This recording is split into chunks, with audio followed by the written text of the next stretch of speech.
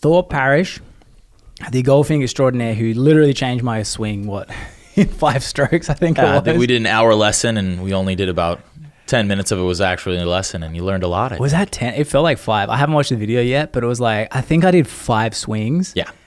And I went home raving the States because it's like, I enjoy golf, but I don't love it. Like some people love it. And I go to States, I'm like, I think I like it a bit more now. Well, the feeling of hitting a good golf shot is addicting. They always joke that there's that one shot every round that gets you coming back. Like you could have a million bad shots, but there's that one shot that's like, yep, I'm coming back tomorrow. That was it. There definitely was something to do. Like at first when you rearranged my grip, I think I said it to you when we were on the day, it felt real retarded where I was like, this just doesn't feel natural. Because, you had to show you 2 knuckles on your left hand, then hold it like this. It was just so abnormal. But as soon as I went to swing it, I'm like, oh, now it makes sense. Yeah. Like, It felt normal swinging. Most of my job is helping people break habits. And when you're breaking a habit, it's really uncomfortable at first. And so you have to reinforce it over and over and over again to make it more comfortable. But initially, it's just super strange. Yeah. But I've got very good... I guess body awareness. Like you tell me something, I'll figure it out relatively quick from freaking decades and millions of hours of body work. But it was interesting to feel how quickly it felt natural versus unnatural. Yeah, you had a very nice swing. You did initially coming into it for sure. And I see. Like I can see a good mover versus a bad mover, and you're a good mover. And just because you've used your body and you're physically fit and all that kind of stuff, I'm like, yes, okay, I'm a good mover. Like I can actually I can help them a lot faster than someone who will have a lot worse movements or limitations or compensations kind of thing. And it's true as well. Like it's funny now when I watch people swing on freaking TikTok or whatever, I'm like, hey, no. Like, make sure you pull it around, do this. The TikTok golf scene is crazy. Yeah. It's crazy. So I refused to be on TikTok for a long time because my wife was on it and she was just addicted to it. Yeah. And I was like, oh my gosh, it can't be that great, right? And then I get it and I'm like, okay, this is awesome. So I'm just like scrolling and scrolling and scrolling. Uh-huh. And again, like I look at social media as a necessity for my business, my brand, my goal to get myself out there. Yeah. And so when I opened it up, I'm like, okay, what do people want to watch? I'm like, well, I work with kids a lot. So I'm the junior golf coach on TikTok. And I posted like 3 or 4 videos, and those 3 or 4 videos got hundreds of thousands of views like right away. And so I've continued to post on it pretty regularly, and I get the algorithm really quickly, but the community of golfers on TikTok is this massive, super niche cult-like group of people, and it's awesome. I love it. It's super fun. I'm glad that you're doing it because it's just such a weird marketing tool, especially like Naples area. They don't get it. I think we had this conversation about, you tell someone $8,000 for a billboard on 75, they're like, yeah, that makes sense. You tell them $8,000 for a month of content, they're like, whoa. Yeah. And you're like, dude, that's insanely more valuable, especially like how you're tapping in to a culture that, they're not driving down 75. These are people that are all across the country. Yeah, 100%. Well, so my wife is in marketing. She does PR for the Southwest Florida Inc., which is the Bonita Chamber of Commerce. And so she did these whole solarpreneur classes. So it's about LinkedIn and TikTok and different 45-minute classes. And so I got to learn a lot for free because she was charging people, but she would test run it on me. And one of the interesting things is 80% of consumers will check a product social media page before purchasing the product. So that's why having a presence is so important for anyone who's selling something, because 80% of your consumers are going to just at least look at your social media. And if they look at your social media, she used to work with high-end real estate and these big communities, and if someone's going to buy a $3-4 million house and they go check up the community on social media and they got like 10 followers and 3 posts, they're going to be like, okay, maybe I don't want to be a part of this community, even though the house is gorgeous, but 80% of consumers are checking social media. So it's the same thing with me when I'm selling golf lessons or who I am or all that kind of stuff. Although they might not find me through social media, they will check it. And they will want to make sure that like I match my brand. Yeah. And it's cool too because you're very genuine on it, which a lot of people struggle. That's one thing I talk about a lot of people. I'm like, you know, you guys have to make sure that you're not selling. It's ironic. The less you sell, the more people want to buy. Yeah. And I find a lot of people are starting to realize that, but they want to just make the sale versus your content, like a clip that you've made freaking months ago could be the catalyst that makes someone convert to your services. Oh, for sure. Literally, that could be the thing. Yeah. And it's way easier to be consistent when you're genuine. Yeah. Because it's tiring. It's a lot, right? When I first started getting into it, I'm like, okay, thinking of strategic ways of when to post and how to post and making sure that it's informative. And God, it was exhausting. And I'm just like, okay, let's just keep it genuine. And as long as I keep it genuine, it keeps it organic and the consistency comes a lot more through it. And that's all it is consistency over and over and over again.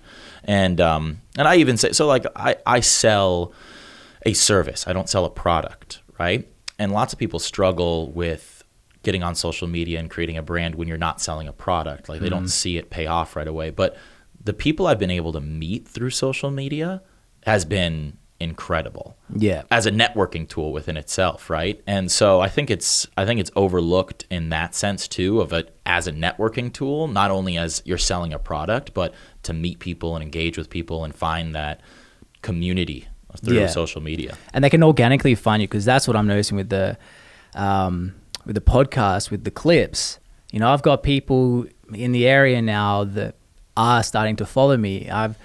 Some of them have been on my radar, but I just don't want to be that guy being like, hey, you want to make videos? I'm very good. Because it is just, again, it's annoying versus them hearing me talk about it, or not even that, just me talking to someone who's interesting in the area that they know. Yep. And then they're like, huh, who is this guy? Yeah, for sure. That's the beauty of it. But so I want to talk about golf. Okay, let's do it. I've already bought, I haven't booked yet, but my birthday is going to be at Topgolf. I know it's not golf. Oh, no, it's golf. Yeah, that's golf. It's like the I call it 10-pin bowling. Americans just call it bowling. Yep. We have like 4 types of bowling in Australia. It's like the 10-pin bowling with bumpers. Yep. Yeah, it is. I mean, it's much more like bowling than it is like going to a golf course. Yes. And there's nothing wrong with that. Bowling is super fun. I go bowling 2-3 times a year, right?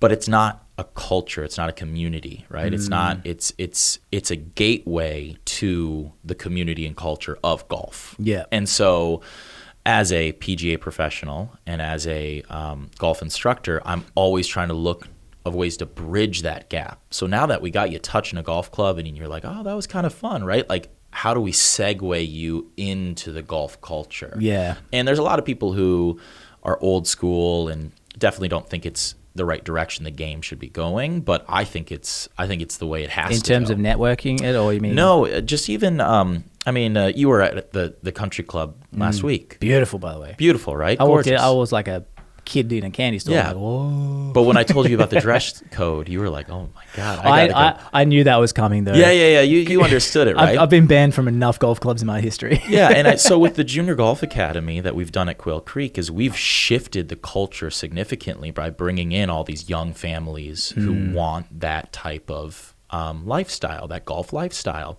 But they're younger. They're not necessarily going to be tucking in their shirts as often. And so there's been a little bit of conflict back and forth. And I mean, I enjoy the dress code because I think it sets a precedent of what you're supposed to act like on a golf course. And it's great for kids too, because like you wear a uniform for soccer, you wear a uniform for baseball. This is your uniform for golf. But the nice thing about it is you get to teach etiquette and manners and all those things through this uniform, where you might not get that through soccer. Or you might not get that through baseball, where it's just like, oh, it's your jersey, you wear it so you know we're on what team you're on. With golf, it's like it's more than that. Like you have to tuck in your shirt because you want to look proper. You have to make sure it's collared because this is a nice environment, right? And so I think there's positives and negatives to it, but you just have to be progressive and understand that people aren't going to get it right away. And so you have to be very patient and understanding to help them do it, because mean, it was probably uncomfortable for you to walk in initially with like your joggers and all that kind of stuff, but then you walk out and you're matching everybody and it's totally fine. But yeah, I don't mind wearing those clothes. It's just I don't have them. Yeah, like that makes sense. I wore my wedding pants the second time I've worn them in 2 years because I don't know. I'm all about like complete comfort. That's why I wear leggings everywhere, shorts everywhere, runners. I'm also in a funny, I guess, industry where it is way more relaxed. Like marketing, kind of, you need to be a little bit like, wah! but I've also got no problem like it was just like getting changed into that stuff. It was just I didn't have anything. Right, totally. And when it didn't click until I think the day before, where I was like, oh shit, I'm like, do I need to? Is this a dress code place? And like, it was a dress code place. Yeah, like definitely. My wife has this idea she's always wanted to do called "What About the Bathroom" blog. Okay. So like you rate a place based on its bathroom. This place would pass. Yeah. I got lost in the bathroom. Yeah. Dude. No joke. I walked in to get changed, and then went to walk out. Walked into where the urinals and the bathroom and the toilets were, and I'm like, there's no door here. Yeah. I'm like, where do I go? Yeah. It was that confusing. It's crazy. And big. that's actually, so that's not even the main clubhouse bathroom. There's a much larger That's the bathroom. secondary? That's the secondary. Yeah. Yeah. Yeah. It's funny. I've gotten lost in the other one like 500,000 times. It's wild. Yeah. It's super nice. You said it was 4 square miles. Yep. Is that correct? Mm-hmm. Wow. And you said there's 2 golf courses? Are they par 18s or are they par 9s? Yeah, both par 18s. Really? Yep. So 36 holes total. That is wild. And all in perfect condition. Yeah, great shape. Yeah, the course is in great shape. It's and it's 40 years old too. One of the oldest golf courses in Naples as well. It's gone through a bunch of different transitions, but when you think about like the history of Naples, Quail Creek is definitely a part of that history for sure. Another one would be like the Vineyards Country Club as well, which is just down the road. But yeah, it's a beautiful facility. Yeah. And so you said there was a girl there when we were trying to teach me and you succeeded. You said she was here from South Africa. Like you draw people in internationally with your... Yeah. The Golf Academy, especially my business partner, Spencer Graham, he's world renowned for junior golf instruction. And so he has, he really draws in these elite level juniors who are trying to take their game to the next level. And so he has what he calls his elite 15 players. And so these 15 players basically have a national membership with our academy. They travel, they do, they practice play elsewhere, but they'll come in and use his guidance and our resources to help them take their game to the next level. Wild. And so like you've got, how many people are you teaching, or is it coaching? Yeah, coaching. How many people are you coaching right now? Yeah, we'll see close to 125 kids a week. A week? A week, yep. 125 kids a week. And we're really big on long-term development for golfers. So we try and not see kids for 2-3 weeks at a time. We try to see them for 2-3 years at a time. So many of the kids have been in our program since they were 6 and they're 12 now. And so they see it as, this is something that they get excited about every year, the after-school program or our summer camps or all that kind of stuff. So it's, it's fantastic. Yeah, and there's no right age to start, but do you notice a very big difference between like someone who starts at 6 versus someone that starts at 12? Well, you have to understand that the goal is different for each one of them. So all of our coaches are ADM certified, or athletic development model certified. And it's a certification that's actually through PGA that teaches you how to do not only age-appropriate but developmental-appropriate golf instruction.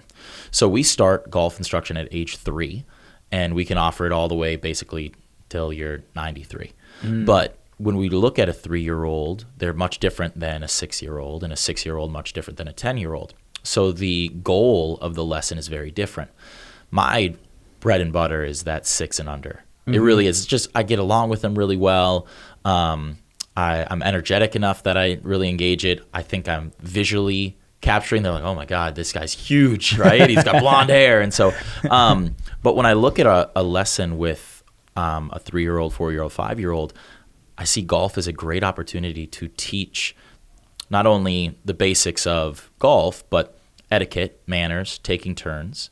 And we also do a lot of like word association, color association, hand-eye coordination through golf that you might not have with other sports because it's so individualistic. A lot of these same age kids will go to soccer or baseball or any of these group activities. But because golf is so individual, they're all at their own stations. They could all be doing separate individual things specific to what they need. I could have a 3 or a 4-year-old who's really working on hand-eye coordination, flipping the golf ball so we have the little logo on top. So they flip the logo up and then they stare at the logo the whole time. Or I could have another golfer right next to them working on their balance, so they have to swing, hit the golf ball, and then hold their finish for a certain amount of seconds and count the seconds out, right? Okay. And so what's the benefit to that? Or is it just more body awareness? yeah, more body awareness. There's this, you're allowed to swing as hard as you want as long as you don't fall over, is what I tell every kid, right? Because they all want to just smash the golf ball. And I'm like, listen, go ahead, swing as hard as you want, but just don't fall over. Yeah. And so when you say that, it's like, okay, that's right. I can't swing so hard that I fall over, kind of thing. Because balance is a really big one that they're still developing. I mean, when you look at a 5, 6, 7-year-old, I mean, they've only been walking for half their life, right? Yeah. And it's the same thing with when you talk about like verbal cues and teaching them as well. Kids are such visual learners, especially before the age of 8, that I try and talk as little as possible during my lessons, where I really try and demonstrate and show, or have them demonstrate and show, because again, they've only been using the English language for half their life and they don't even understand most of the words, right? So the more that I can get them to do it or them to see it, the better that it's going to translate for them, kind of thing. Yeah, okay. That's great. So because you have a daughter, right? Yeah. How old is she? She's 7 and a bit months. Okay. So almost 8 months. It's wild. Like she I think she's going to be similar to me with body awareness, where it's just like get up and go. Yep. Because she learned how to crawl on her stomach, and 2 weeks later it was like she was like she'd been crawling for ages. Yep. And now this would be a couple of weeks on now, she's any chance she gets, she pull herself up to hold herself. She'll walk along like, Mission Impossible style along the side of the couch. That we reckon she'll be walking by 9 months easy. Yeah. Or at least close. For sure.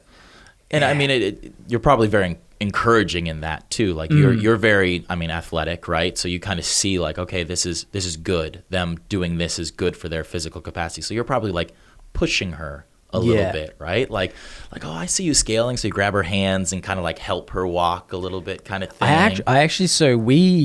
I do even less than that. I'm like, if she's climbing something, I'm around her to catch her in case she falls.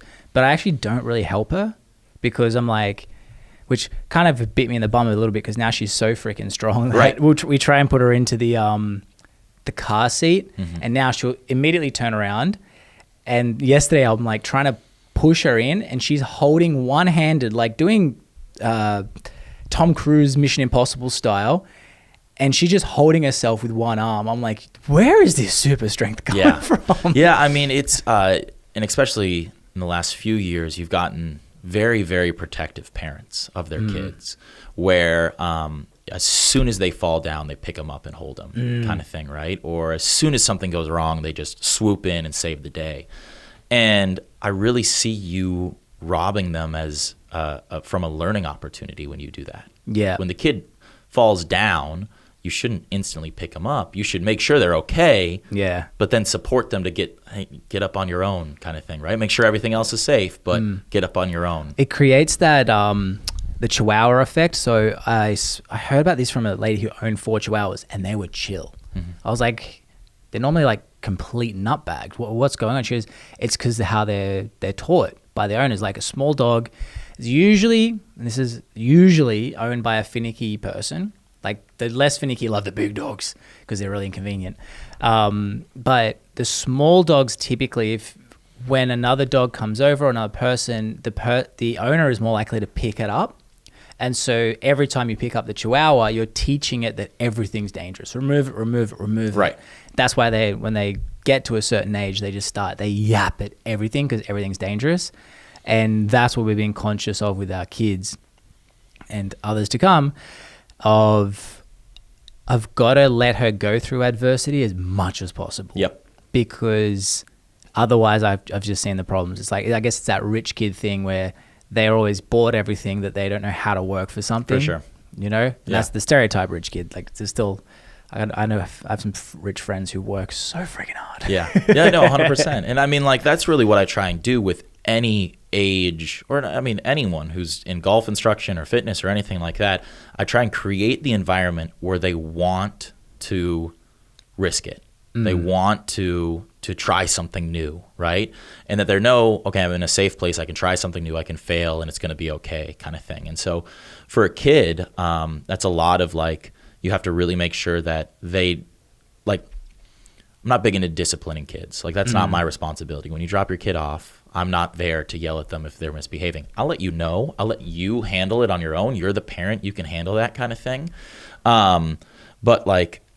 I'm really big on just making sure that we're all on the same page, that you have to give it your best effort. And if you don't give it your best effort, that's totally fine. Just this isn't the place for you kind of thing. And so I think we've done a really good job over the last few years of enforcing that and creating a great community of kids who want to get better and who want to fail and be better because of it. And so I'm really proud of the community we created with that. Yeah, that's cool. So it sounds like you've created like the culture is that the more the kids want to be better. I think when people get added into it, like new kids, you always become the average of the people around you. So that's cool. I really want to make sure. I'm so tempted to get Sienna to learn golf. Yeah, because again, it's another skill for sure, and it's another opportunity. Like I always encourage parents at a young age. You should do sports that have professional coaches. Gymnastics, martial arts, golf, tennis. Those coaches do that for a living, right? Nothing wrong with volunteer sports, but you can't say that, oh, I'm putting my kids in a sport so they'll be better, but the coach of the program is a volunteer, right? Yeah. Them just kicking a soccer ball around is not going to actually make them a better athlete. It's the guidance that the professional coach is going to give them that's going to make them a better athlete kind of thing. And so I think it's important, and I mean, it's not cheap, don't get me wrong. My rates for adults and juniors are the same. I don't charge differently, and that's a big thing that I see a lot with golf instructors is they do discounted rates for kids because they feel like, oh, it's just a kid. I mean, he's not going to get much out of it.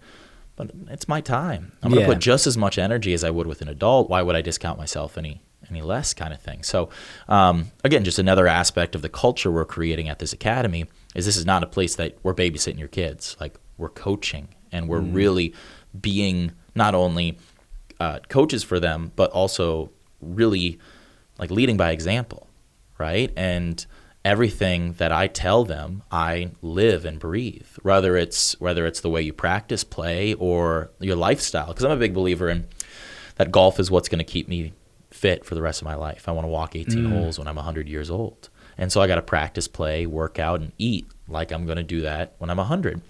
And so all the kids have this ongoing joke that I'm Papa Protein because I always talk about like, hey, what'd you guys eat today? What'd you eat? What was for lunch? And they're like, oh, mac and cheese and this and that. I'm like, meat and vegetables, meat and vegetables, meat and vegetables. And like if the kid shows up with candy, I'll just be like, oh, can I have a piece? And I'll just take it and throw it. And like, oh, can I have another piece? And so they just know like, oh, that's Coach Thor. He doesn't like any of that kind of stuff. And so, I mean, last summer we had a bunch of kids sign a petition to put salad as an option for lunch kind of thing because they thought I would like that. I was like, yeah, I would like that. That's awesome. No one ate the salad, but at least I'm getting them thinking about it kind of thing. Well, the thing with kids is they don't know anything that they're not taught.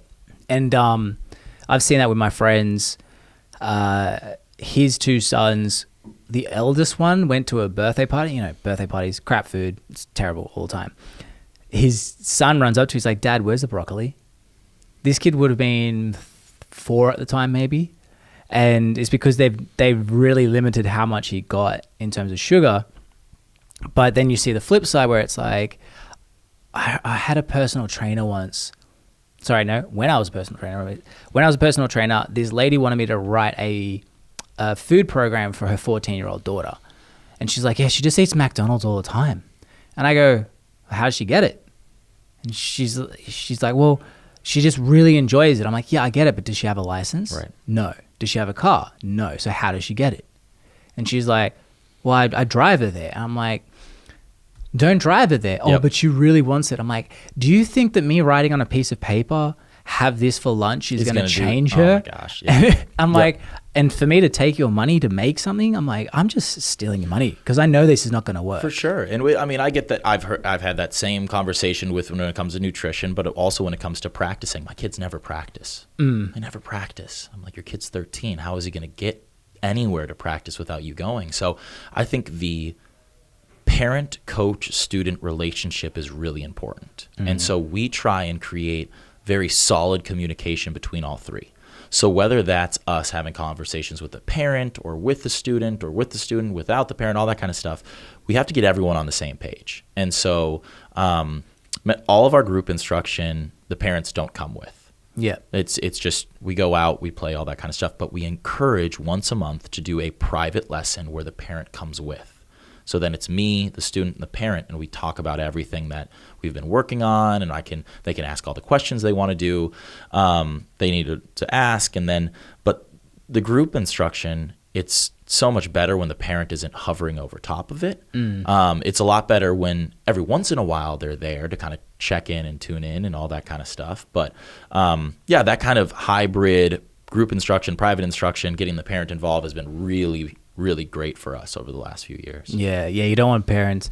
You see it I saw a meme the other day. It was someone in a MMA fight, and the guy's like, he's on top of him, hitting him. And, the advice from the people in the crowd was, get up, get up, get up. He's like, I'm trying. Right. I feel like sometimes, again, because parents, I guess they are like the volunteer coach in a way, which the parents usually are the volunteer coaches. Yep. When you don't know how, knowing what to do is one thing, but knowing how to communicate it and be patient as well, especially when it's your own kid, because you want them emotionally, you want them to succeed so much that you end up crushing them because you're like, how did you not get that? Yep. That it's that fine line where being involved is important, but also being involved can be detrimental. For sure. And so my whole master's degree thesis that I wrote was about this relationship between coach, parent, student, and the anxiety it can create for the student, right? So sports are looked at as a great tool to keep kids healthy, mentally healthy, physically healthy. But the decline in sports over the last few years has been super significant. I mean, I think it's close to 58% of girls will quit sports before they're 14 years old. Really? Right. So over half of girls are quitting sports, and it's increasing in men too, but significantly in women. And part of it, I think, is parents and coaches not understanding the importance of their role as they develop. So what I found through doing this literature review is that when they're younger, the parent is critical for that student's success. The parent should definitely be involved. The parent should definitely be there, because in the eyes of a younger athlete, let's just say 12 and under, they don't really care about the coach. I mean, yes, they can look up to him, but at the end of the day, it's the parent is everything, right? But as soon as you switch to that more independent age, 13, 14, 15, the coach plays a much more significant role than the parent does. And it's when the parent feels they need to have the same control that they did when they were younger is when issues start to happen, right? They're not comfortable with letting the kid figure it out on their own with the coach, trusting the coach, developing that relationship of understanding their own game and all this kind of stuff. And then the parent loses control, which puts tension between the student and the coach, and then all of a sudden it just falls apart. Yeah. And I mean, I didn't see any research on this, but a lot of kids at that age will switch coaches. A lot. Will transfer different coaches, try different things all over the place. And And I think it's important for kids to experience other coaches kind of thing, but I think it's more parent driven than it is student driven. It's not the student asking for a new coach. It's the parent deciding that, that's not the right direction for you. And then they transfer over. Yeah. Kind of thing. I wonder too, with these, it's kind of good because a coach becomes one dimensional as well in a way. Yeah. Like whereas when you're in your teens, you also view your parents as, fun killers. Yep. They are controlling me outside of this, and they won't let me go see my friends. There's all these other things that go into it that, when your parents give you advice, sometimes you're like, whatever. Right. But then you hear someone say the exact same thing, Yep. and you're like, that's very insightful. 100%. That's probably that could be another component to it as well, versus just a coach. I only see you when I'm doing the sport, so I am constantly perceiving you as the all knowledgeable person. Mm-hmm. That is a power, because I'll listen to you more versus for sure. And I also think too that as a coach, when they get to that age, no longer is it all about like teaching them what they're doing wrong. It's more about, okay, how do we make you self-sufficient in your own game, in your own practice? And so for golf specifically, like when I look at a player's progress through golf, I see it being very involved at the beginning. I see it being very evolved as they get to high school. And then I'm like, okay, it's time to back off a little bit. Yeah. Where it's almost like, now I don't want to see you every single week. I want to see you once a month, right? Yeah. I want you to check in. I want you to now have these habits and routines where I'm looked at as more of a guider of your future than, okay, now it's time to step it up again and again and again kind of thing, right? And I think that puts a lot of pressure on the coach themselves too when they get to that age and they're getting closer to end of high school, looking to get into college, and now they're like, okay, like I need to see you more often. And it's not about seeing the coach more often. It's about, okay, can you apply it to your own life? Because you got to become self-sufficient at the end of this.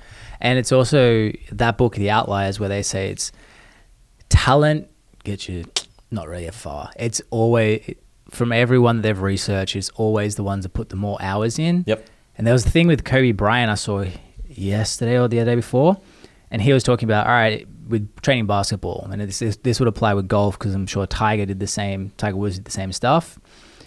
It was like, you can get up at 8 a.m., train 2 hours, go have lunch, then, recover, train another 2 hours from 4 till 6, have a good night rest. You train, 4 hours a day, that's good.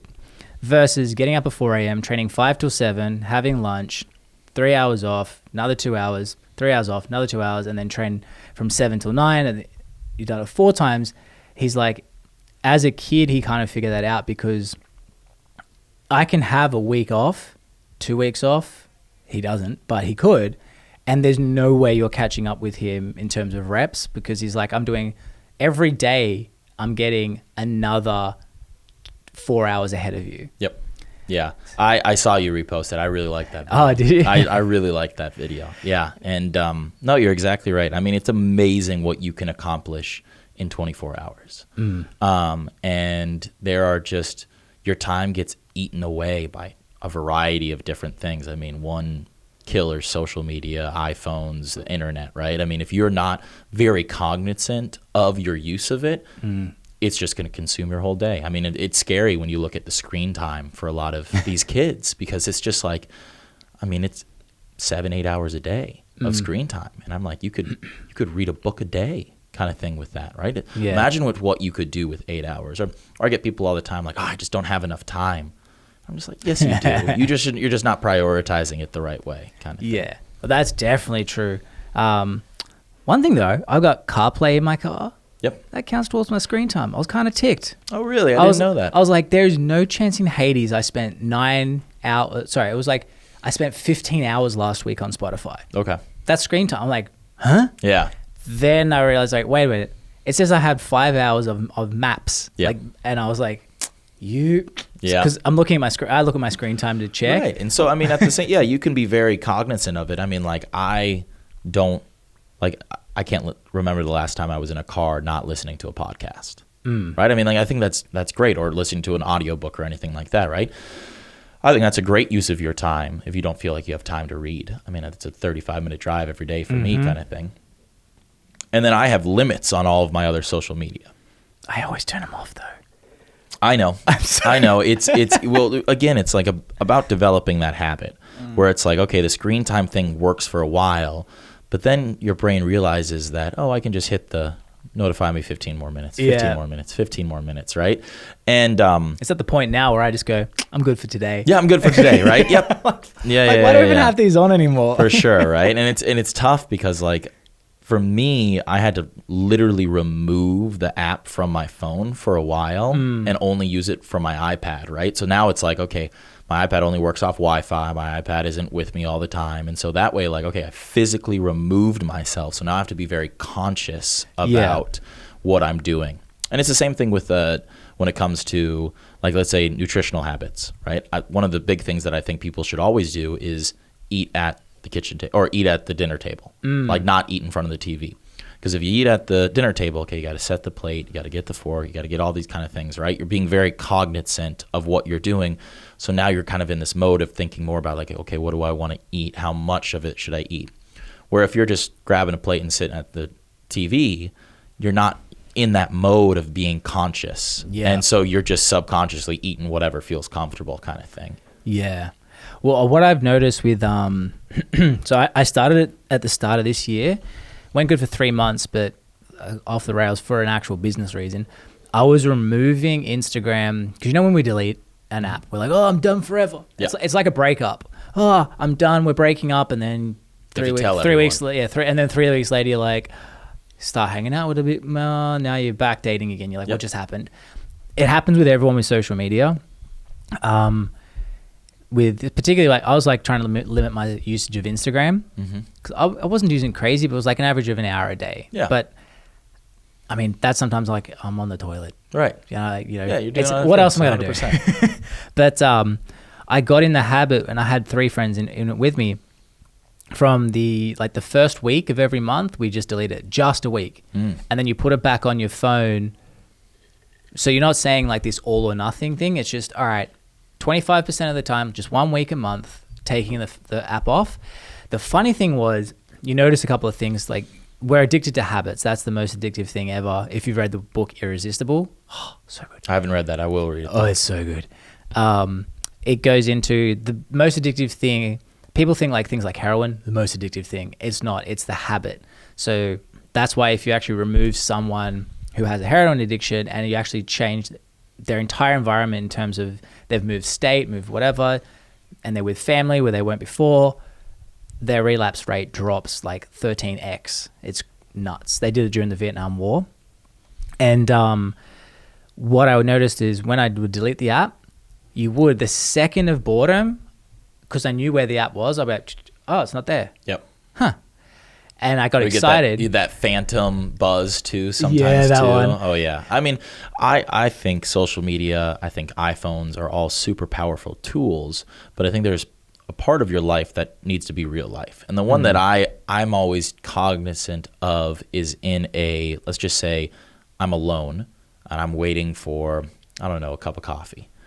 I always just reach for my phone and just start scrolling, right? And I always think back like, okay, what did people do before there were phones, right? Well, they had conversations, they talked to people, they met people, right? Well, why not do that more? And so I'm always trying to do that more, is when I'm alone and I'm not doing anything of not being on my phone. How do I engage with people around me, talk to people around me? Because I think I could engage with people through social media. I just don't think the reward is a beneficial long-term or short-term if you were to have a conversation with someone like in person. Yeah, that's for sure. The social media is a beast. It's weird. I've said this before, but the water's hitting me different. Facebook has been their biggest mistake was separating Facebook and Messenger into 2 different apps. Biggest mistake. Really? Well, I don't have Facebook on my phone, but I keep Messenger on it because it's just it's like WhatsApp for me now. Whereas Instagram, the reason why I don't do that first week now is because I need to be posting every single day. Yep. And I need to, with Reels, you can't schedule it. So those weeks have disappeared. My screen time hasn't really changed. It always sits about 45 minutes, which I chew up in the first like hour of the day. Yeah. But the reason why before I was posting every single day, and twice a day sometimes, I didn't delete Instagram because I needed the messenger, because I message people still, a lot, especially being overseas. That's how I keep in contact with everyone. And so, and if Instagram ever separates it, I think they're going to be in trouble. Yeah, for sure. I think they learned that with Facebook. Yeah, it's funny that you say that first hour of your day is when you use all your social media. Like the first hour of my day is so important for me, of making not only like the key to success of, okay, I try my best not to be on social media. It's so hard. I'll wake up 5:30 in the morning. First thing I'll just like grab my phone and just instantly get on there. And I have to like force myself out of it. I'll just turn it off. I'm in that habit again. Right? It's so bad. It's bad. It is so bad. But I mean, my day is made or make or break that first hour. If that's a productive first hour of the day, then the rest of my day is going to be amazing. Yeah. But if that falls apart and I feel rushed or I don't get what I need to get done, it's not a wash of a day, but it's really hard to get back on track. I'm honestly considering buying a second phone.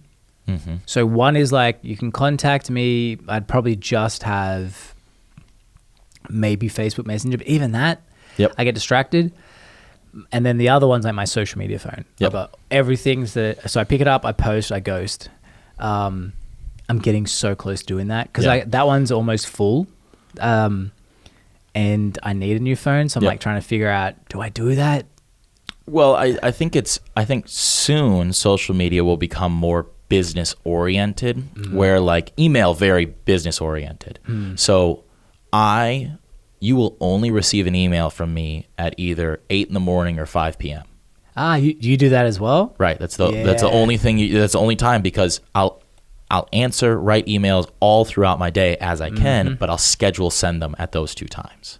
Oh, okay. And the reason why, I don't even check them. I check it twice a day. No. So I mean, I'm constantly checking. I mean, I work with kids, right? So parents are calling out sick and dropping out and all this kind of stuff. Even via email? Oh yeah, via email. Really? Oh yeah, for sure. Yeah. Huh. That's the most. So again, email is great for me. I would rather someone email than text me. Because email, I can mark it as unread. I can schedule send. I can classify it into a different folder. I can make sure that it's all super organized. If you text me, if I open it and I'm like, crap, now I got to remember to go back to you later kind of thing, right? Yeah. So with that my is annoying emails, with text. That is annoying. So I mean, like this morning, woke up 5 in the morning, went on my computer, read all my emails, and I answered probably 30 of them. But they're all scheduled to send out at 8 o'clock. Because if I schedule send them at 5 in the morning, I'm doing two things. One, I'm letting people know that I'm up at that time and you can contact me if you want to. Okay. Right? So now the door's open, right? Or if I do it late at night, door's open. Contact me whenever. So when I schedule it at 8, okay, that's business hours. They're like, okay, Thor's at 8. That's when he's going to answer it, all that kind of stuff. And the other thing I'm doing is I'm delaying the response time. Because let's say I want to be super productive. I have to bump out a bunch of emails. I do it from 5 o'clock to 6 o'clock, and I send them all right immediately. Well, by the time I hit 6 o'clock, 2 or 3 of them have already responded. Well, crap, now I got to go back and respond to them, right? Well, if I schedule it to 8, now I've created this buffer where I've done everything I possibly can to answer all those emails. I'm done by 6. Now I get 2 hours of my morning before they actually send for me to get my workout in, for me to get my breakfast, for me to say hi to my wife, to do all these things, and then work starts again. So by scheduling it out at 8 and then same thing at 5, if I'm answering emails and all that kind of stuff, people know like, okay, like it's sent out at 5 o'clock. They're like, oh, I got the response. But then at that point, the day's over. I don't get a lot of responses back. Or unless they email me late at night, but then I'm going to read them anyways in the morning, and I send it out at 8. So that was something that really helped me, was scheduling that out to send it kind of thing. That's really cool. Because they're definitely, I've said to, because I only check mine twice a day, maybe. I always tell people, I'm like, if something's urgent, no one's ever emailed the hospital asking for an ambulance. Yep. Yep, that's true.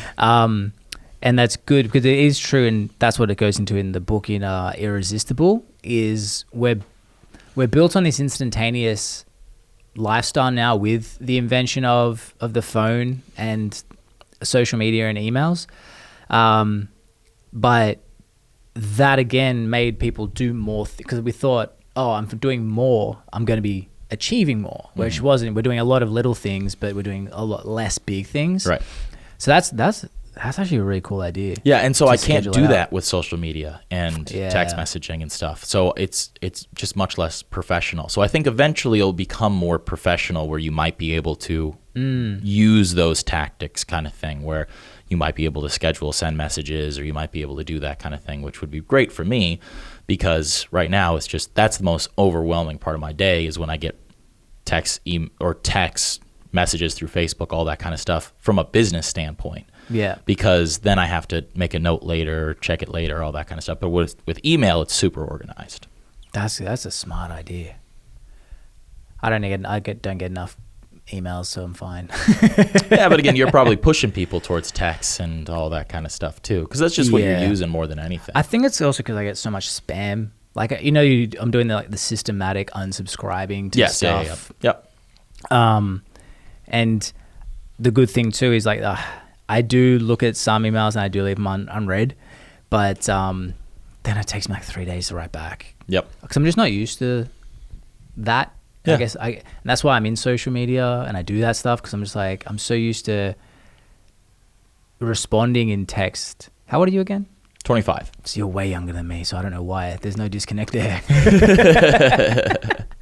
For me, it was like, I mean, I contemplated about the second phone thing too, but it's just, if I can push everyone to email, I'm fine. Yeah. It's the random text messages and calls and all that kind of stuff that kills me and stuff. So, yeah. I mean, if I can push everyone to email, I can keep that organized, I can structure it, it's professional.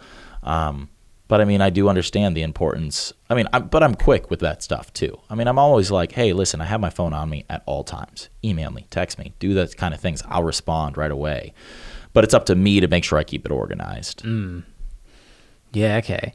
So with your social media, with your TikTok, is TikTok golf, well, is the golf industry stronger on TikTok than Instagram? Or is it kind of the same? I would say it's stronger, and the only reason is because the way the algorithm works. Because the algorithm will continue to feed you what you like, right? So as soon as I like one golf page, I'll get 3 more golf pages, boom, boom, boom, right in a row with my For You page, right?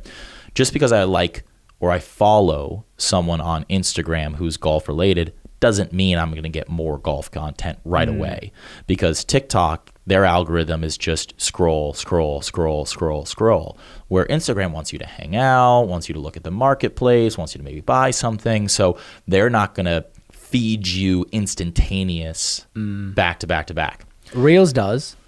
Reels does. Yeah, Reels does. But Reels is different too, because Reels is so much harder for a non-experienced person to create meaningful content compared to TikTok. Where TikTok, it's like, oh, the sound is fun. Oh, this is a fun effect. All this kind of stuff. It's easy. I can do it right there. With Reels, I'm like, crap, I got to edit it, and then I got to find the sound, and all the sounds aren't really, you can't search a sound, and it doesn't sync up like TikTok does. And so it's just so less user-friendly that it's hard for someone like me, that I'm not creating professional content constantly, to make fun content for people. Yeah. So I'm just not big. However, I do post on Reels the same video I would on TikTok, because I understand there's a lot of views to it. Yeah. Right? And it is more business oriented through Instagram, because it's related to Facebook and all those kind of things. And so I do understand the importance of doing it, but I like the convenience that TikTok offers. Yeah, gotcha. Because Reels can be quite useful, because I know my algorithm seems to switch real quick. So I'm getting like, at the moment, my feed is, I mean, they do the occasional shitty thing that's trending right now, like I like to jiggle, yes, wiggle, wiggle. Right. That's going around. But I get now, I mean, it used to be, I swear Instagram tries to ruin relationships. Like, oh, you're a guy, here's boobs, here's bum. I'm like, I'm not even following this person. Yeah. But I think I've kind of now overdone, like, and ruled that out now, because so my Reels feed is Office, like The Office, Family Guy, and for some reason cars. I have no idea why. because I'm not even into cars. Yeah, But interesting. one grabbed my attention and I keep scrolling them. So Reels is really good for capturing people's attention. Similar to TikTok, but you're right, it does require, it's a little different. It's different. So, okay, you're talking about capturing people's attention. So I have a video on Reels that has 200,000 views or 300,000 views, right? And it's got some likes, but it's got like 4 comments. Now I got another one on TikTok that has 20,000 views, 5,000 likes, and 80 comments. The comments come way easier on TikTok than they do Reels. Really? Now, are you? Actually, do you use TikTok? Yeah, I've had a few videos hit. Like I've had my top 3 is 10.5 million, 4.5 million, and 3 million. Yeah, but that one was curated, like it was, but they were shitty content, like shitty quality. Yep. The second one was good quality, right? You know, but I think it's because people on TikTok want to feel like they're seeing something behind the scenes. Yeah, and well, also like my wife said this to me too, is like she'll send me a whole bunch of stuff through TikTok, and I'll be like, it wasn't really that funny. Like, why did you send this to me? She's like, oh, did you not read the comment? And you'll go back and you'll see that the top comment has more likes than the actual video does. So it's a super cringy video or whatever. And the top comment is people making fun of them or whatever. And so it's not only because you're never like, oh my God, look at this reel. This comment is so funny, right? They hide the comments almost. It's like tucked in the corner. But lots of times like with you can stitch on TikTok, right? So here's a video and you stitch it, and what's the first thing that happens when you click on the original video is the comments pop back up, right? So now I see it as almost like TikTok is more like a Reddit thread in their comment than it is, and Reels you don't get that. Right. Yeah. And so for me, who's trying to start conversations and all those kind of things, like I get the Reels from a business stance because it's more professional and all that kind of things. But like, that's why I think it's stronger on TikTok, because you get so much more engagement that way. I wonder with yours, because your target market is the parents, obviously not the 6-year-olds. Yep. They're not going to pay the bills. But I wonder if Instagram and even Facebook, because Facebook is like even older. I'm not sure about if it would be right for the parents, but you never know. The grandparents could see it, then they talk to the parents. But like, you need to check this place out. Yep. That might be it. The numbers won't be as big, but I wonder if the quality of the target market will be better. For sure. Because yeah, I'm trying to think. Well, that's a big thing in like, okay. That's probably why there's less comments as well on Instagram. People in their 40s or 30s, 40s, way less likely to comment. Yep. People in their early 20s, they care a little bit more, or they also want to hurt people's feelings a bit more. Yeah. Like the TikTok like I'm going to see, because you've intrigued me now about what the most how many likes in the top comment on our video is. Because the hate, but I lean into the hate sometimes, where I'm just like, oh, this is someone who's angry at life. Let's lean into it.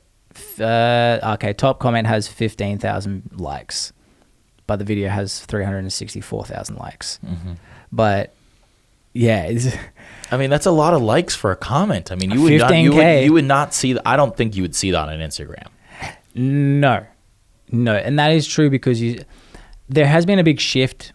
So, for example, when I posted on TikTok, would have been early 2019 or late 2018. One video got 1 million views. That got me 8,000 followers. In the last year, it seems like the engagement's gone up, but the following conversion's dropping a bit, particularly with TikTok, because I don't follow anyone on TikTok. Yeah, the followers don't mean anything on TikTok. So you can see, it looks good, and people are like, wow, they have like 100,000 followers. But unless the content's good, the content's what leads TikTok. Yep. Because I've had, in the last year, probably 20 million views on my channel. I think I've got 8,000 new followers. Right. It's well, so I mean, the other part is, so my wife had a video that went viral, right? So it was a situation on our honeymoon where she accidentally posted a photo that she was like naked in. And she made a super funny video about it, and that just blew up. And so that video got like 1 million likes or something like that, right? Like a ton of likes and a ton of views, and she got 20,000 followers in 24 hours. Yeah, nice. Right? Ridiculous. And then she continued to post and all that kind of stuff. But the followers didn't converge into views, right? Every post afterwards was 3,000, 4,000, 5,000, 10,000. But it wasn't like, oh, I got 20,000 followers, I'm going to instantly get 20,000 views. Yeah, they don't even push it to all your followers. No. They push it to like, I think it's something like 15 to 20 people only. Yeah. And then they test it with them. But it's like, that's the tricky thing is, well, shit, if those 20 people didn't like that particular one out of my 50,000 followers, well, what about the other, 49,980 people? Totally. Yeah, totally. So it's interesting because at the same time, like, I get the value of social media, but you could go down the rabbit hole so hard of like what's right, what's wrong, and all this kind of stuff. And for most people who are on like a surface level business, you don't have to go down the rabbit hole that hard. Yeah. You just got to be consistent, and you got to know what your brand is, and then continue to post your brand and be consistent, and it'll just come. You got to be genuine, you got to be consistent, and you got to own who you are. Those are the key things for surface level business owners and all those kind of things. It's important too. So the two that you want to question. So have you heard of like, don't give them 4, give them 2 + 2? No, I haven't heard of that. So the art with storytelling is people want to work for their meal. So if you give them 2 + 2, then they can figure out that it's 4. Yep. We enjoy that a lot more versus just giving them For the sure. 4. And most YouTube videos, to get people to stay, they started doing here's 4. Like, in this video, I'm going to do this and this and this and this and this. Yes. Versus, and that still kind of works, but I've noticed with TikTok, like the 2 that went crazy viral, the first one was an Instagram story that I was like, turn that into like, I'm sitting in my chair and my wife's in the pool pregnant, just staring. And she did it one, I go, you good, babe? Or like, how are you, my love? I said, are you good, babe? And then she just looks at me and she's like, I'm holding her. And I lose it. I'm like, do that again. And then get out the story. And instead of saying, you good, mate, I was like, how are you, my love? And so it was like this awkward thing. And then the text was like, what is she doing? So like that intrigue to make you lean in, like, what is she doing? And then as soon as you got the gag, it was like video over. So that it was boom, retention. That one went nuts, 10 million views. And I was like, okay, let's test that again. Did the exact same thing to a degree in terms of the beats of the video. And I said to her, I'm like, lie in the pool. And then I'm going to say, how are you, my love, again. And then say you're a human submarine, jump back on your back so your belly is floating. 4.5 million views, I think. Yep. You know? Well, that's the other thing is you'll see one influencer on TikTok will post something and then post the same thing 5 times in a row. And then we'll delete the ones that don't hit. Right? So it's the same joke 5 times in a row, delete the one that doesn't, or delete them all. The one that does hit, they keep, kind of thing. I'll see that a ton, right? Really? So if you catch that early with a bunch of those influencers, you can go to their page and you'll see that they'll have a whole bunch of them. Check it 24 hours later. The exact same video. Yeah. And it's the same idea, right? Just how you said it was the same beat, same joke, different context, right? So it'd be you doing this as like, okay, jump back and say you're a submarine, or jump back and say you're a humpback whale, or something like that, right? It's the same joke, same beat over and over and over again. And then 24 hours later, they delete the ones that don't hit. Sneaky. Yeah. Because we've seen some guys grow their channels to like 5 million subscribers or followers on TikTok in like a year. And it really is like these guys in particular, like they are produced real well. But they were just like, all right, fine tune it. And all right, that model works. And then you scroll through and it's the same video. Yep. I've always wondered though, is that really, some of them sort of use that to then pull people to their YouTube. Cause that's where you get your real people who will buy, cause they'll stop and like watch versus you just want a quick dopamine hit and on to the next video. Yep. Do you have a YouTube channel? I don't, but I'm going to have one soon. Yeah. I'm going to have one soon. Because that'd be if someone can invest a few seconds in you, get them to invest a few minutes into you, and then, once they've found that there's the new thing with YouTube is kind of rewarding videos about 5 minutes or less. Okay. Because it wants, again, it's looking for attention, but what will happen is when people are they'll watch one video that's 4 or 5 minutes, they've got what they want, but they're still a little bit hungry. Versus if they watch a 10 to 15 minute video, they'll watch all of it, but then they're like, all right, that's enough. I'll get off YouTube. Versus 4 or 5 minutes. David Dobrik's he's the first person who kind of figured that out, and that's why his views are like crazy high, 10 million for some of them. Is because I got my wife way back. I'm like, I can watch this video twice. So I'm like, even though it's got 10 million views, I wonder if it's just that how many people have watched it 2, 3, 4 times. Right. Because it's so funny. Yep. It's over. I could watch that again or watch another David Dobrik. Or show it to someone else on my phone, right? Like you just sat there, watched it. Oh, come here, watch it again. Yeah. Right? Kind of thing. Yeah. I mean, so I am starting on YouTube soon. And the way I've always looked at social media is like I basically, whatever my profit margin is for my business, I can spend 10% of that on marketing. And so now with the Junior Academy, we're getting to a point where I can spend more on marketing. So we have a regular guy come out, take nice, high quality photos, do some videos every now and then. We also have been able to hire an intern to do our marketing and all that kind of stuff. But so my next venture is I'm opening up a CrossFit and golf performance gym in Fort Myers. And I'm going to have a golf studio. And the studio is going to be amazing. I mean, just top-notch, high-quality, best technology. And I've built it to be a great content-creating studio. So now I don't only have, right now I film for myself just like on a tripod with my iPhone, which is great.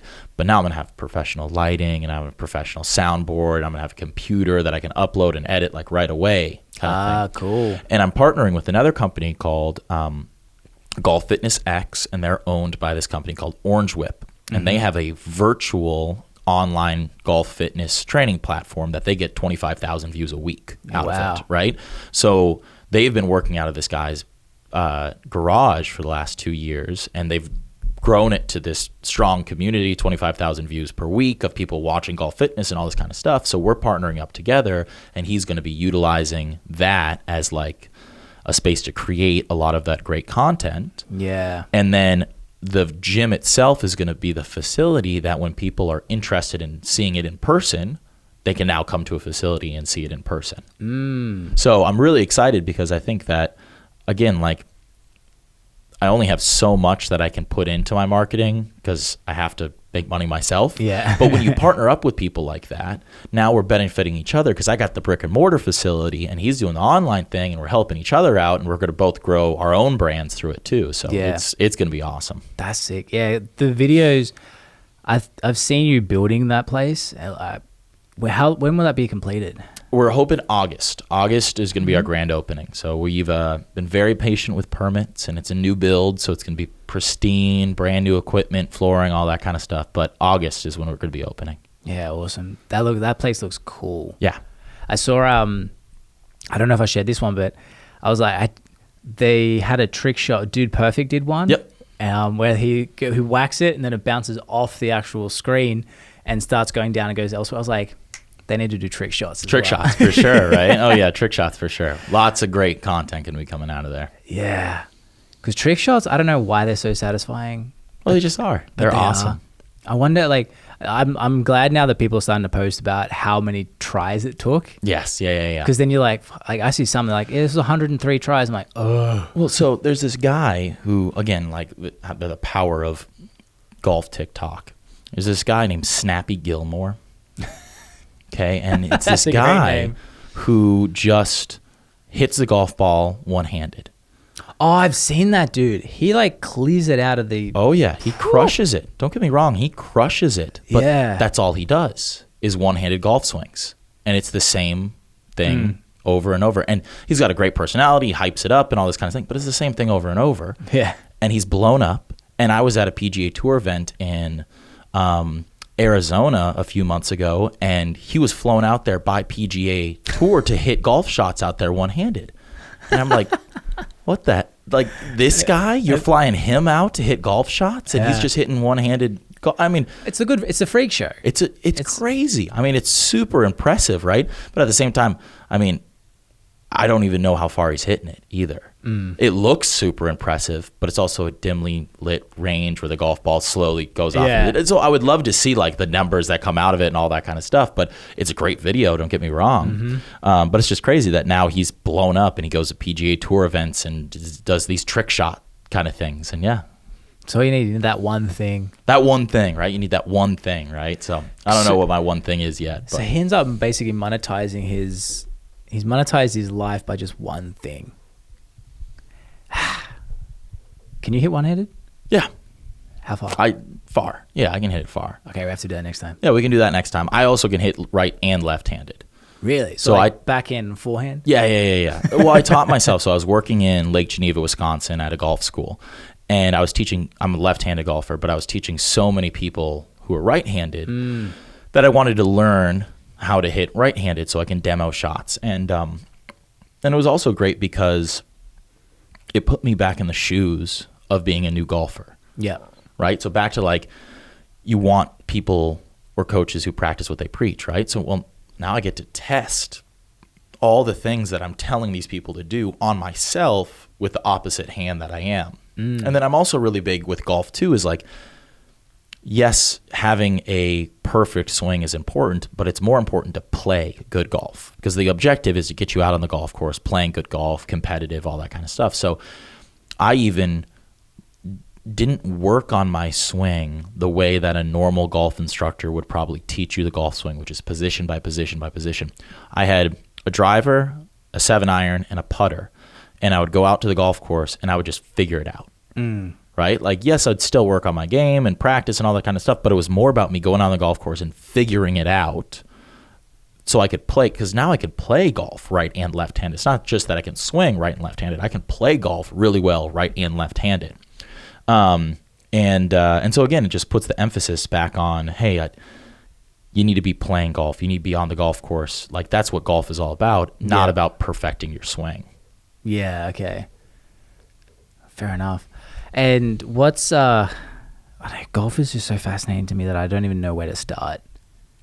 Actually, let's go into you were mentioning to me the other day when we had my little show and tell and improving. I'm still like, I'll rave about how quickly you improve me, because it's like I just went back home to States and like, holy fuck, like now I get why people have coaches. Yeah. Yeah. I enjoyed it a lot more. Maybe I'm not good enough to be the raging golfer, you know, that rager where like if they get a little bit off and they're like, ah. Yeah. A client back home, he was like that. The nicest, softest, politest gentleman. But he's just like, something about when he played golf. Just loses it. Dude, he was like Johnny Drama from Entourage.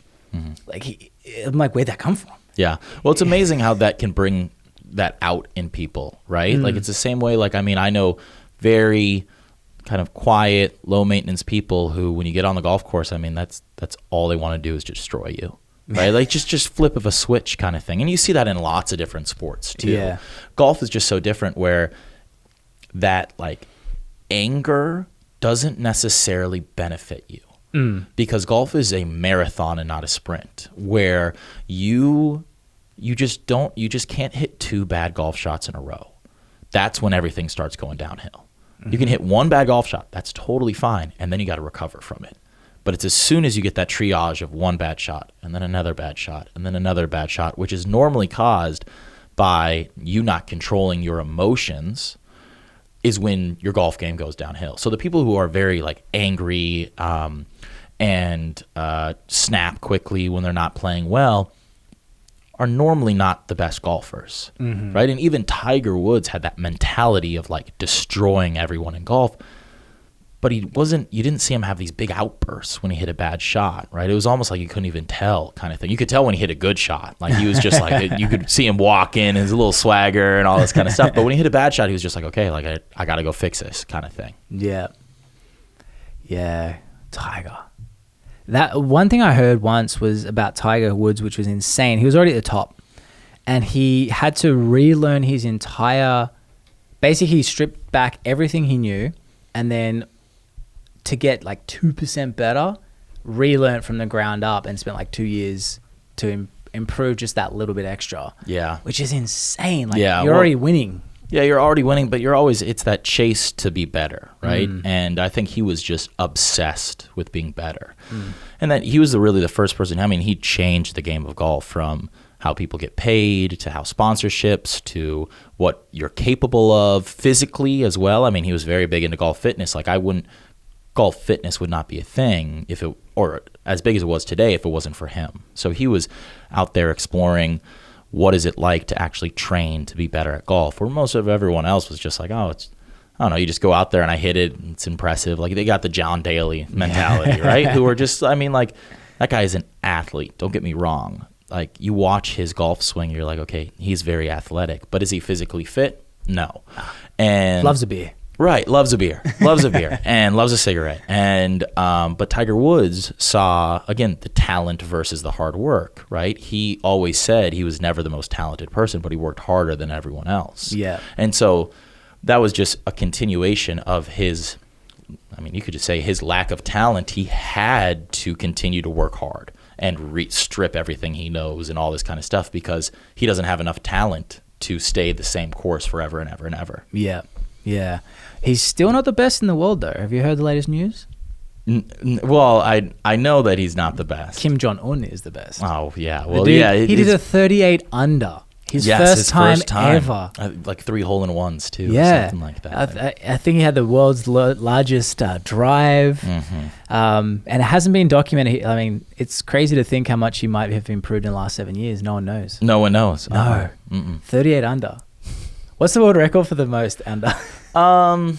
Besides Kim Jong-un, because he's just ridiculous. He's ridiculous. So I believe there's been a couple 58s.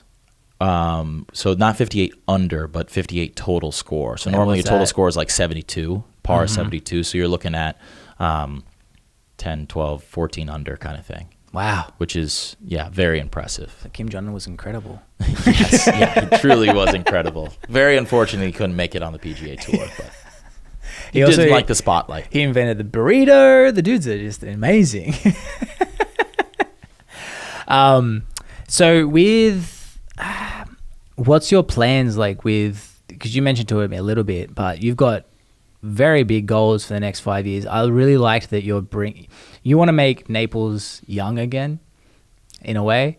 What is it? My wife called it. You should just call a group like "Make Naples Young Again." Yeah, yeah. You know, I don't think it's necessarily make Naples young. I think it's utilizing the resources and the opportunity we have here. Because if it's make Naples young, right? Well, now we're pushing out massive opportunity from this area from the people who have all the money and all the influence, right? I mean, that's just a matter of fact that you have, I can't tell you how many Fortune 500 retired people live in this area, right? And they are knowledgeable and they have money and resources and they appreciate a good business model. They appreciate a good plan. They're looking for something to do. They're dying of boredom out there, right? I mean, I've seen it over and over. I mean, people retire, move to Naples, golf and drink and die. Like that's what they do. They need something to go and push them farther.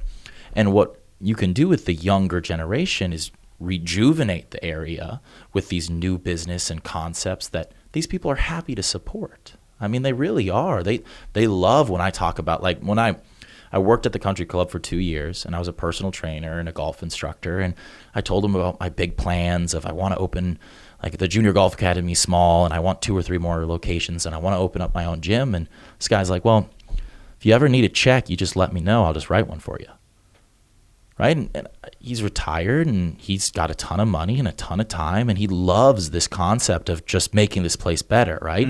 So it's not pushing them out, it's just bringing that those great ideas in and then making them aware that they are great ideas. Because, because they could be massive resources. Yeah. And because that's one thing I think we spoke about, like, it's been a topic of all day actually with everyone else I've been speaking to, is finding places for younger people to come in and use the resources, because it's a big drive from, like, you know, Fort Myers, Tampa, Naples is still a big drive for a lot of people. Yeah. Is there, like, do you have a goal of how many people you want to be training in the short term, or is there, like, just, you know what, how it goes? So let's talk about the Junior Academy first. The Junior Academy, I think, can operate extremely well with 100 to 120 kids per location. And I can have a location every 10 miles from Marco to Cape Coral. Okay. So I think there's enough kids to make that happen. I think there's enough golf courses, and I think there's enough money, and so that's kind of where I'm at right there.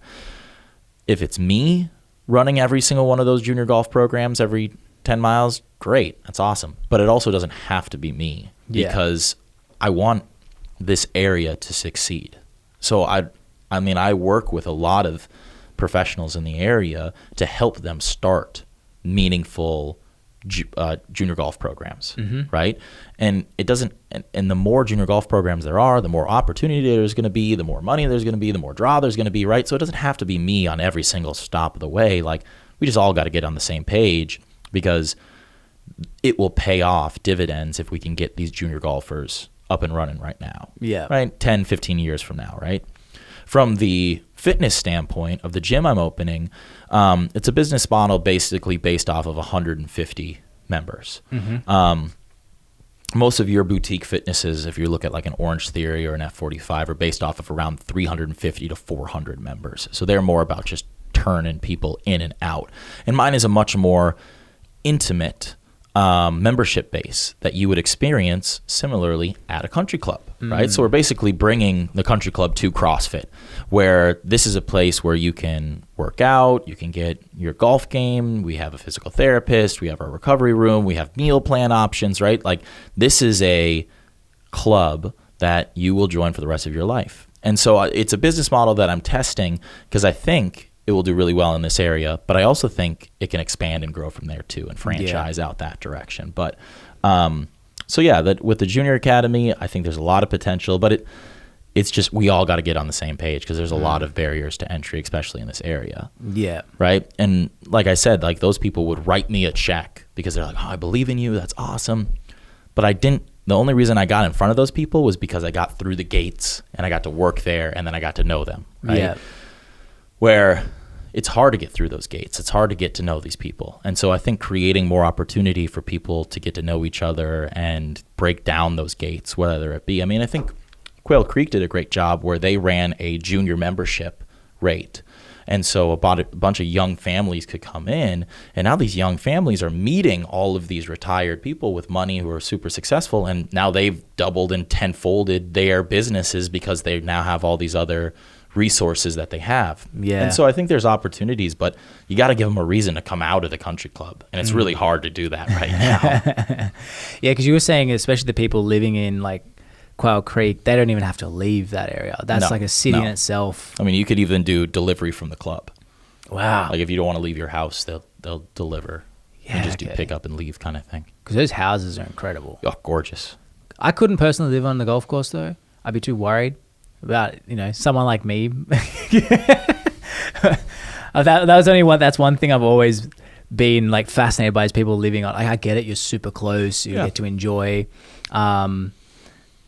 you get to basically walk out to your backyard and go play golf. Yeah. Or, you get that, every one of those properties has an acre of land too, which is really hard to find in this area, right? So that's a lot. Plus, you also don't have to be a golf member there. You can just live. It's beautiful, right? And then your HOAs, people care about the way it looks significantly more if you're on a golf course than if you're not on a golf course, right? So if you live in a community without a golf course, you can't be guaranteed that you're going to have the best lawn care and the best maintenance and all that kind of stuff. But at Quail Creek, everything's got to look pristine. Yeah. Right? So now you get up that's part of your HOAs and all that kind of stuff.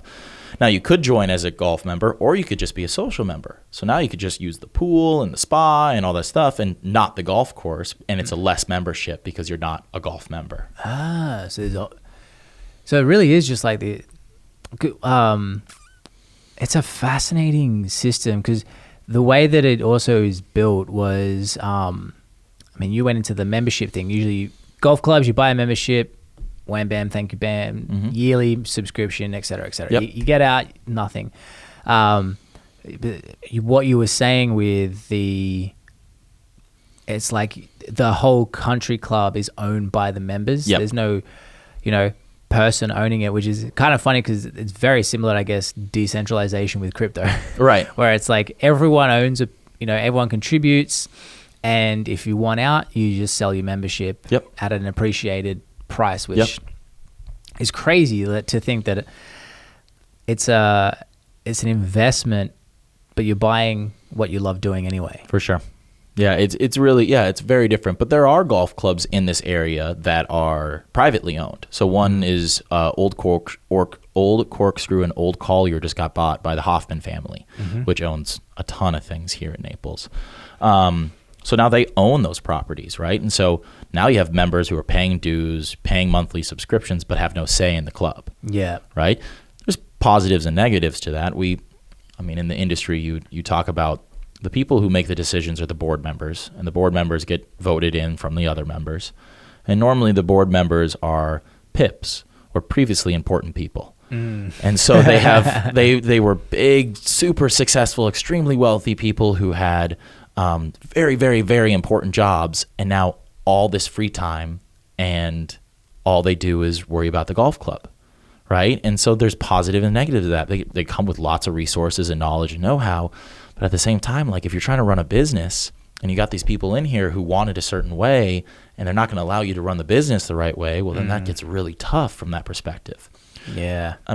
Other examples would be like our memberships have gone up, right? But people on the board have always had a Tuesday 8 a.m. tea time for their 9 buddies, right? But now we got 200 more members who also want dibs on those tea times. So it's not fair that you get to reserve yours. Well, that's too bad. It's mine. I'm a board member. It's mine, right? I'm not going to let you change the tea system to get more people out to play to ruin my experience, right? So, but now these 200 people who just joined can't get a tea time, so now they're going to leave the club and you're going to lose money. Yeah. Right? So it's tough because in one sense you get all the resources and knowledge that these people, extremely wealthy, extremely knowledgeable people and smart people have, but at the same time you don't get the business sense of what's best for the club. So what do you like with members that as Quail Creek grows? How, and this is coming from a completely ignorant person who's never played golf properly in his life, with teeing off, do you book it? Do you, is it like obviously it's not just rock up and start playing, which is... There's some clubs like that. So that's the ones I've only ever played at. Yeah, so at Quail Creek, you have a tee booking system that opens up 7 days in advance. You submit your request for a tee time 3 days before you get approved. And that's how most clubs in the area work. Now, there are some clubs that are the more elite ones that people just want to walk up and play. They don't want to have to book a tee time and worry about any of that kind of stuff. So they pay a higher rate so the club has less members so they can just walk up and just do it kind of thing. But your public courses and stuff like that probably work in the same way, but you can book it further in advance. So rather than just 7 days in advance, you can book it a month, 2 months, 3 months in advance. Okay. Yeah. The rule I think we spoke about this. The one rule I just can't get behind with golf is you can't overtake. It's the one rule. You know how you did, like, if, say for example, maybe it's because I played at a public golf course, so it wasn't spread out as much. Right. I had a buggy. Yep. I was hitting further than the people that were playing, which is fine. Yep. But then I only found out, like, probably the 5th time I'd ever played, that you're not allowed to just overtake people. So you can't just pass them. Yeah, you can't just pass. Is that a rule, or is that well? Is that so specific? let's say you are you're in your group and Yeah. you get to the tee box and you realize it's a par 3, so that the green's right there, so that you hopefully get on in one shot. You realize the group is still going, right? So you're sitting there and waiting and waiting and waiting and all this kind of stuff. Then they finally leave and you play your hole. Well, you get to the next tee box, and now they just finished teeing off, and you just got there, and you look ahead of them, and there's no one in front of them, and there's no one in front of them, and there's no one, like, there's just no one in front of them. Yeah. At that point, they are supposed to move to the side and allow you to play through. Oh. That's golf etiquette. I've never experienced that. Yeah, right? Or that's why they also have rangers, people who drive around the golf course managing pace of play, who will then tell that group, hey, here's your first warning. You have to pick up the pace of play. And if they come back again, we'll make you skip a hole. Gotcha. Just, hey, skip a hole. You're playing too slow. Now, what happens a lot of times, though, is it's not that group's fault. It's the group in front of them and the group in front of them. And the group, you just get this backup, right? And so that's why you can't just pass somebody, because let's just say you're on that par 3, you realize they're on the green, and you're like, oh, I'm just going to pass them. I'm going to play the next hole. You pass them, you get to the next hole, and you realize, oh, there's another group on that one. And then there's another group on that one. So you can't just pass people. But if you realize that you're playing slow and there's a group behind you playing faster, you're supposed to move to the side and allow you. It's called playing through. Yeah. See, that I understand. If someone was better than me, I'd be like, dude, I don't want to waste your day. Whereas every single place I've seen to play, and they're public courses, which I feel like it should be more relaxed, but sometimes they're not. But I know I always get the buggy. I'm not the walking type. I don't know why. Yeah. I can enjoy it. I guess it depends who I'm with, but we've always enjoyed just going, playing, and then, smashing through it. But we used to get stuck behind people. They'd tee off, and then they'd deliberately walk down the middle of the fairway so that we wouldn't do it. So we wouldn't just tee off. And it would be so frustrating for us. And then, I've been told off so many times at golf courses. Really? Because of that reason, where I'm just like, hey, can we just go overtake? They're like, no, you're not allowed to. I'm like, oh. But also, I went into a tournament by accident once. We didn't know. The people at the front desk didn't tell us. We bought tickets or whatever it is. We bought 9 holes. And they're like, yeah, cool. Didn't tell us anything. All of a sudden, we're just zipping around like idiots. We're mid-20s at that point. And that's where I learned that you can't overtake, because I overtook 3 different people. Right. Right. Because they were so slow. Yeah. And then, we got told to go ahead 4 holes because we were that much faster than everyone else. And they're like, you're not meant to be playing yet. You're not allowed to be on the course for another 2 hours. I'm like, so why'd you take my money? Yeah.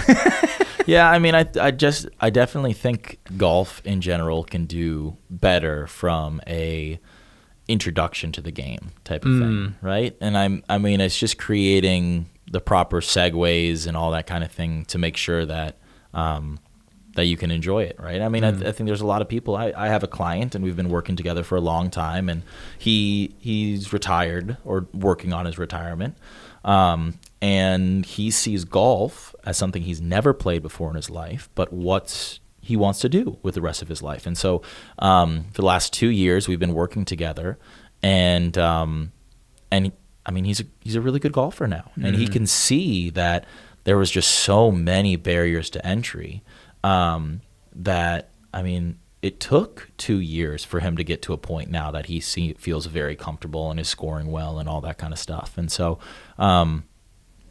it's definitely there. We as golf can do a lot better to be more welcoming, as well as just create more education opportunities on what's the proper ways. And then also understanding okay, when is there a rule or a custom in our game that really isn't necessary, right? One thing is pace of play is a big one, which is the pace in which you finish your round of golf. I think realistically 10 minutes to 12 minutes a hole is a good pace of play for a group of 4 people. I think that's a very good pace of play. Is that walking or buggy? But both, honestly. I actually can play faster walking than I can with a buggy. Really? Because with the buggy, yes, you get from point A to B a lot faster, but you got 2 people in it. So now you got to go your point A to B, and then you also got to go his point A to B. Okay. Where if we have our own carts or our own situation, our bags, walking, whatever, we just go there, hit, go to our next one, hit, kind of thing, right? The other one is understanding, okay, the time it takes you to hit an actual golf ball, right? From you have your club in your hand to actually hitting it takes most amateur golfers about 30 seconds. right? So it's not the actual hitting that takes forever. It's everything else you're doing. Yeah. Okay. Right. It's the finding the club and, oh, where's the tee? That's right. I got to get my golf ball. And, oh my God, I forgot the wrong club. Right. Or my cart's way back there. I got to go get my cart back over there. Or not knowing when it's your turn. Right. So it's those things that I teach kids and even adults. Like, it's little things. Right. Like, if you're coming to a green, and let's just say you have your buggy, you're coming to a green, and most people stop right as soon as they get to the green with their buggy and then walk out to the hole and then walk back. A much more efficient way is to actually drive around the green to the far end of it where you would be leaving. Then walk to the hole, then walk back to your cart and leave that direction, right? So it's just little things like that people don't realize will save just little bits of time. Efficiency. Right? Efficiency. Yeah. Yeah, because it's not, again, you have the right club, there's the golf ball, it takes you 30 seconds to take practice swings and hit it. It's everything else that takes a lot of time. Yeah. That's good. I'm glad you think that way, because I'm the same with them. If you can take out 1 minute 10 times, that's 10 minutes. Yeah. But people don't think that way for sure. It's they think about what's in front of their nose instead of what's 4 or 5 steps ahead. Yeah, and we created our own in-house junior golf tour for our kids as well, and we're introducing the game of golf in a way that helps them understand the game and create a good pace of play. So what we do is we have 6 kids tee off at once. And they're on 2 teams. So it's a team of 3 and a team of 3. And they're playing what's called a scramble. So they all hit, and then you go to the best golf ball. Yep. Right?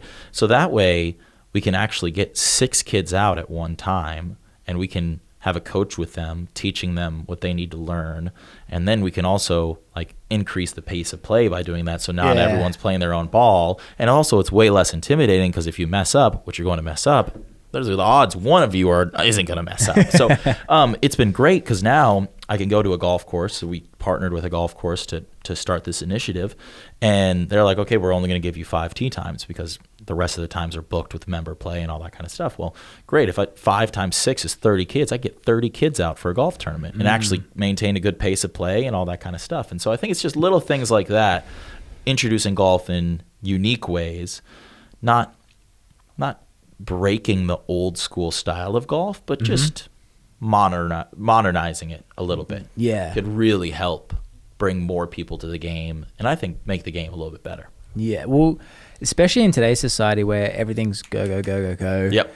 But also people really appreciate their time now. With remote work, right, and people having flexible work schedules, now more than ever do I see people who want to play golf for a full day. Yeah. Don't mind it, right? I want to escape from work. Get me away from work. I want to be out on the golf course and all this kind of stuff. And so we're starting to see these people with this flexible work schedule actually creating time to golf, where previously before COVID, that wasn't a thing. They're like, I got to get in and out because I'm grinding, right? And I think that's going to be here to stay. I think that's a very important part of our generation's work environment is now more flexible, the ability to work remotely, and them appreciating their time off kind of thing, which for a hustler like me is fine, because that means there's more opportunity for me now to hustle while you guys are slacking. But I do think that golf will benefit from that. Yeah. Yeah. There's definitely something, because I started meditating a lot more during 2020 when there was more time. But there's definitely something that's nice about slowing down. But so many of us are back in the hustle now again. We bounced back real quick. So in 2020, I got really into ice baths. Yeah, I saw that. I messaged you. I'm like, dude, I need to do one. Yep. I've been wanting to buy one for ages. So how long can you go for? I go for 3 minutes. That's good. 3 minutes. So it started early 2020. My dad actually got me into this idea of doing ice baths. We really like this company called XPT, which is Extreme Performance Training. Laird Hamilton is a surfer, and it's his company, and they have a lot of breathing techniques and interesting ways to adapt and recover and all this. And I've been in the CrossFit space for a long time, so I've always been that go, train intensity mentality. Now, the thing I really liked about ice baths is not necessarily from a recovery standpoint, but from a mental health benefit standpoint, because I truly believe in today's society, we have it so easy that we create a lot of our own stress that are artificial stressors. And when you create the stimulus of stress, physical stress, rather than mental and emotional stress, it almost overrides your system so that you then calm down. So when I do my ice bath, I look at it as I ice bath once a day. That's how I start my morning. And my mood is significantly improved. My sleep has significantly improved. My ability to manage stressful situations has significantly improved as well, because what it does is it puts you into this extreme fight or flight stage in which you then, with proper training and breathing techniques and all that kind of stuff, calm yourself down. The reason I stop after 3 minutes is because I'm comfortable. It's not like I'm still just like so cold I need to get out. I'm comfortable at 3 minutes. I could be in there for 5, 6, 7, 8, 9, 10 minutes if I wanted to, but the stimulus of that shock is gone after 3 minutes. Yeah. I noticed that with cold showers in Florida are not cold. No. Compared to you go to West Virginia, I'm like, I know. Yeah. That one, it takes a lot longer to get used to it. But you're right. It's like that initial shock, and then all of a sudden it's just normal. Just normal. I haven't even done an ice bath once. I think I did 45 seconds to a minute 10 maybe. Yeah. You could do 3 minutes for sure. I know. I believe you could do 3 minutes. It was my hand. The thing was, it was my hands. Yep. My hands, when I was out like that, Yep. and like resting, Yeah, fine. it was fine. As soon as you get those limbs with low blood circulation and all that kind of stuff. Killed me. I was done. My wife's done 13 minutes. That's awesome. And then if she knows people are watching her that she needs to impress, that woman's brain, like, it's insane. That's awesome. The second it's me, she's like, F you. I think she did like 2 minutes when I was with her. Well, yeah, we'll have at the Thunder Performance is the name of the gym. We'll have a fire and ice room. So we'll have a cold tub and a sauna. Yeah, nice. Infrared or normal? I haven't looked in. I know I have the ice tub. The room is being built. It's going to be big enough for basically a single or a double sauna, but it's probably going to be infrared. Okay. It's going to be infrared. Because I always stick towards regular. Yeah. I'm like, there's a lot. There's so much in it, but I'm like, this is just me. My question is, it's like, it's still semi-new. I don't know if it's going to be like tanning beds. You know when everyone's like, tanning beds, I'm going to get tanned. Then true. like 10 years later, they're like, Yeah. Just the idea of putting infrared through my body at, Yeah. I'm like, there's too many question marks still. It's the same with Bluetooth. I don't have Bluetooth headphones ever. Really? So the story behind that in a nutshell is when you sleep and you're awake, if you're asleep, your brain is operating in a wavelength of theta. When you're awake, it's operating on beta. There's this thing related to that tattoo of Jasper. Long story short, I came across a CIA paper that was talking about going halfway in and out of dream state by changing your your brain's wavelengths. And so I listened through normal headphones, but different wavelengths. And I had this crazy like tripping out experience of it was like a life realization and something I knew about I knew who or what it was. I was like, oh, thanks, Jasper. And I was like, that's weird. So my theory with Bluetooth is Bluetooth is an extremely high wavelength. Yep. If that's going straight through my ears, if I could manipulate being in and out of sleep, right. It's too early for me to have faith in Bluetooth yet. All right. So I always same with saunas. I'm like, I always stick with the heat of humidity. Yeah. Rather than the infrared. Yeah. Makes That's sense. just my thing. I mean, most people don't have a problem with it, but. Well, so it's like I said, I have this goal of living to 100 and having the physical capacity to walk 18 holes when I'm 100 years old. Now, that's 4 times my current life right now. I'm 25 years old, so I got 4. Which is wild to think, huh?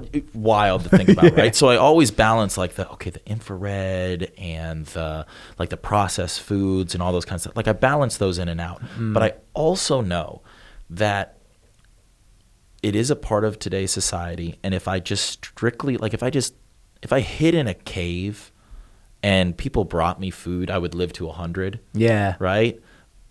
But what would my quality of life be to that point? And so it's a fine balance between understanding that your everyday actions have long-term consequences. However, it's important to understand what are indulgences, what are not, and how to enjoy those indulgences as what they are. Yeah. Right? And I think one of the best things that I try and do is I don't try and replace great with good.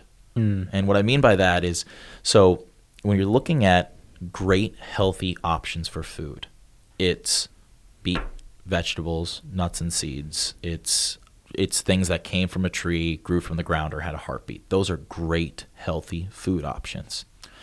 Chickpea pasta, which is high protein pasta, is a good option, but it's not a great option, right? And why would I choose a good option for a great option? Because then I'm leaning in towards that indulgence, but I'm not all the way. It's not pasta. It's not as good as pasta, just like traditional pasta. So you have to pick okay, am I doing how many great options can I choose? When I have ice cream or dessert, right? It's going to be great ice cream.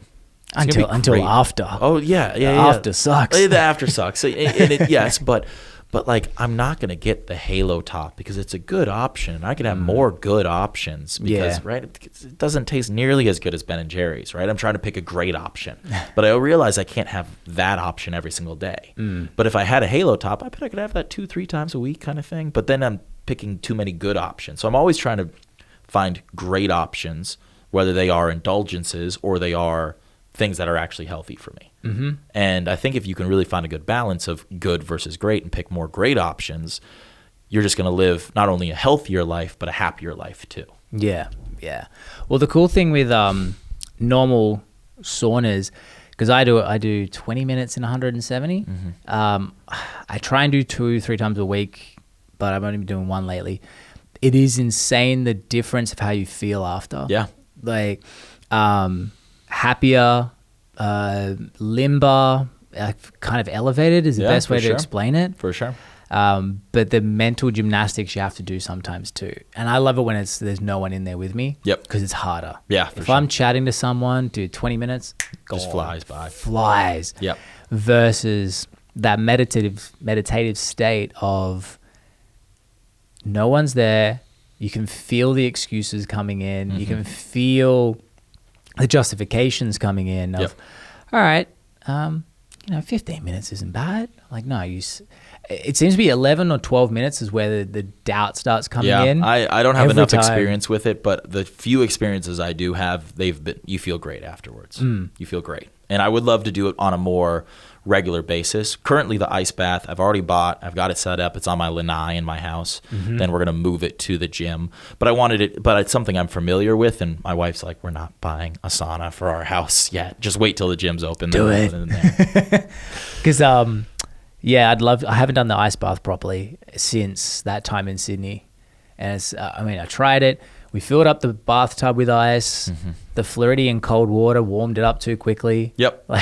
Well, it's definitely, you have to, when I was doing it previously, I had a horse trough and I would get 120 pounds of ice that I put in there. And so that would get it to about 38 degrees, right around 40.